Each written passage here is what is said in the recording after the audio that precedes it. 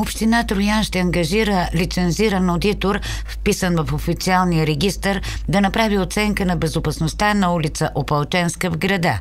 Това каза за Зетър заместник-кметът инженер Николай Райковски, който поясни, че община Троян не е възлагала на Сдружение Европейски център за транспортни политики да извършва проверка на пътната безопасност в участък от улица Опалченска, където преди дни имаше трагичен пътен инцидент.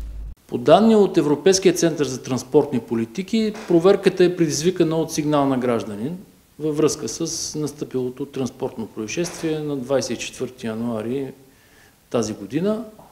Ние нямаме пряка информация кога е подаден, как е подаден сигнала и защо, но тук категорично държа да отбележа, че тези целенасочени инспекции могат да бъдат предизвиквани само и единствено от собственика на пътя или община Троян, каквато ние не сме възлагали. И в тази връзка държа да отбележа, че от тук насетне ще положим усилия, освен документа, който Европейският център представи, да възложим допълнително одит на проектната документация, с която разполагаме, така че да сме сигурни, че в крайна сметка мерките, които ще предприемем, ще бъдат адекватни и ще дадат безопасността на преминаващите граждани. Има ли според вас нужда изобщо да се прави нещо в този пътен участък? Има ли концентрация на пътно-транспортни происшествия там? И това налага ли някаква проверка всъщност? Вижте, нямам информация за повишена концентрация на ПТП-та, не само повишена концентрация, изобщо за наличие на ПТП-та през последните 10-15 години. И точно поради това смятаме, че пътната обстановка, независимо от състоянието, към настоящия момент не е най-тежката на територията на община Троян.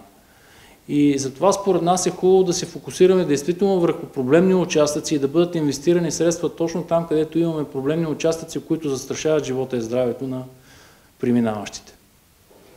В становище на община Троян вие излязохте с официално такова.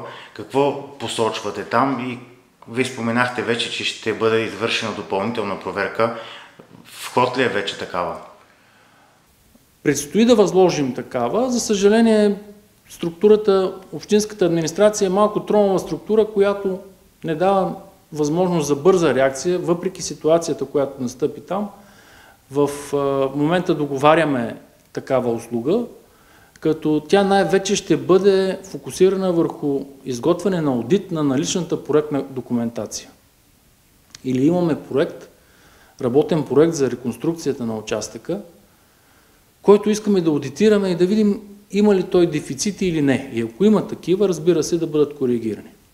Смятате ли, че на територията на община Троян има опасни пътни участъци? Дали има опасни, не мога да кажа. Дали има с повишена концентрация, категорично мога да кажа, че няма, тъй като органите на МВР имат едно задължение по закон в края на всяка календарна година да ни уведомяват за такива участъци.